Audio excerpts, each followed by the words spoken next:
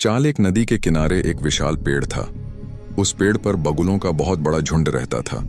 उसी पेड़ के कोटर में काला नाग रहता था। जब बगुले के अंडों से बच्चे निकल आते तो मौका मिलते ही वह नाग उन्हें खा जाता था। इस प्रकार वर्षों से काला नाग बगुलों के बच्चे हड़पता आ रहा था।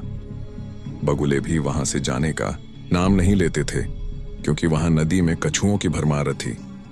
कछुओं का नरम मांस बगुलों को बहुत अच्छा लगता था। इस बार नाग जब एक बच्चे को हड़पने लगा तो पिता बगुले की नजर उस पर पड़ गई। बगुले को पता लग गया कि उसके पहले बच्चों को भी वह नाग खाता रहा होगा। उसे बहुत दुख हुआ। उसे आंसू बहाते कछुए ने देखा और पूछा, मामा क्यों रो रहे हो?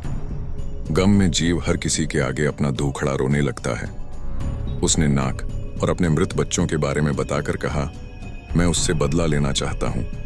कछुए ने सोचा, अपने बच्चों के गम में मामा रो रहा है, पर जब यह हमारे बच्चे खा जाता है तब तो कुछ ख्याल नहीं आता कि हमें कितना गम होता होगा।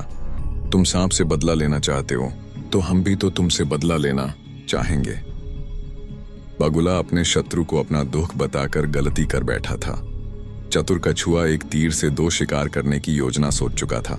वह बोला, मामा बदला लेने का मैं तुम्हें बहुत अच्छा उपाय सुझाता हूं। बगुले ने अधीर स्वर में पूछा, जल्दी बताओ, वह उपाय क्या है? मैं तुम्हारा एहसान जीवन भर नहीं भूलूंगा। कछुआ मन ही मन मुस्कुराया और उपाय बताने लगा।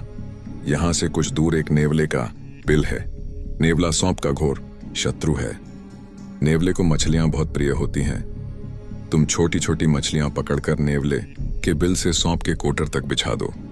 नेवला मछलियां खाता खाता सांप तक पहुंच जाएगा और उसे समाप्त कर देगा। बगुला बोला, तुम जरा मुझे उस नेवले का बिल दिखा दो। कछुए ने बगुले को नेवले का बिल दिखा दिया। बगुले ने वैसे ही किया जैसे कछुए ने समझाया था। नेवला सचमुच मछलियां खाता हुआ कोटर तक पहुंचा। नेवले को देखते ही नाग ने फुंकार छोड़ी।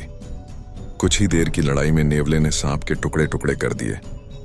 बगुला खुशी से उछल पड़ा।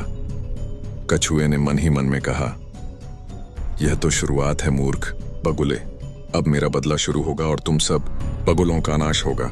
कछुए का सोचना सही निकला।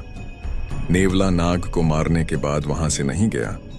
उसे अपने चारों ओर बगुले नजर आए। उसके लिए महीनों के लिए स्वादिष्ट खाना। नेवला उसी कोटर में बस गया जिसमें नाग रहता था और रोज एक बगुले को अपना शिकार बनाने लगा। इस प्रकार एक एक करके सारे बगुले मारे गए। सीख, शत्रु की सलाह में निश्चित ही उसका स्वार्थ